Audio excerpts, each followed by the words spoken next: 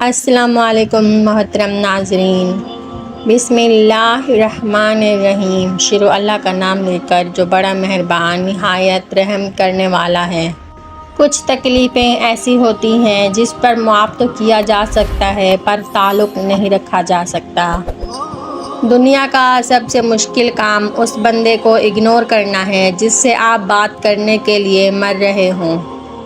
اگر تم اللہ کے ہاں اپنی حیثیت جاننا چاہتے ہو تو یہ دیکھو کہ اس نے تمہیں کس کام میں لگا رکھا ہے۔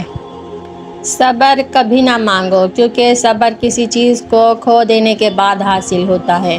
ہمیشہ سکون مانگو، سکون حاصل کرنے کے لیے کسی چیز کو کھونا نہیں پڑتا۔ تم جو دیتے ہو وہ تم نہیں دیتے، تمہیں تو دینے کی توفیق بھی تمہیں دینے والا دیتا ہے۔ اگر آپ اچھی اور میٹھی گفتگو نہیں جانتے تو چپ رہنا جانیے، کیونکہ چپ رہنا بھی اتنا ہی بڑا کام ہے جتنا کہ بولنا۔ اللہ کو پسند ہے وہ دل جس میں مخلوق کا درد ہو، اور وہ آنسو جو خوف خدا سے گرے۔ جن میں اکیلے چلنے کا حوصلہ ہوتا ہے نا، ایک دن ان کے ہی پیچھے قافلہ ہوتا ہے۔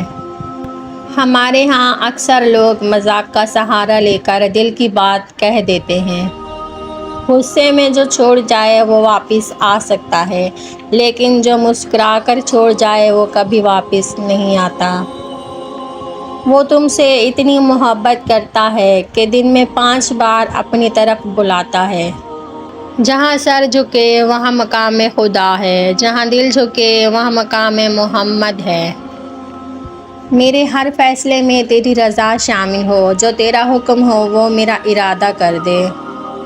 ہر رکاوٹ میں کوئی نہ کوئی بہتری چھپی ہوتی ہے، یہ بات اللہ ہی بہتر جانتا ہے۔ جب یقین ٹوٹتا ہے تو سب سے پہلے زبان خاموش ہو جاتی ہے۔ امید آدھی زندگی ہے اور مایوسی آدھی موت۔ قدر نہ کرو تو چھن جاتا ہے، پھر چاہے وہ رزق ہو یا محبت۔ حضرت علی: سچے دوست خوشیوں میں زینت اور پریشانیوں میں سہارا ہوتے ہیں۔ ہر شخص سچا دوست تلاش کرتا ہے، لیکن خود سچا بننے کی زحمت نہیں کرتا۔ حسن یوسف کو دیکھ کر وہاں کٹی تھیں انگلیاں، خود چاند کٹ گیا یہاں انگلی صلی اللہ علیہ وسلم کو دیکھ کر۔ ملتے ہیں آپ سے اگلی ویڈیو میں، تب تک کے لیے اللہ حافظ۔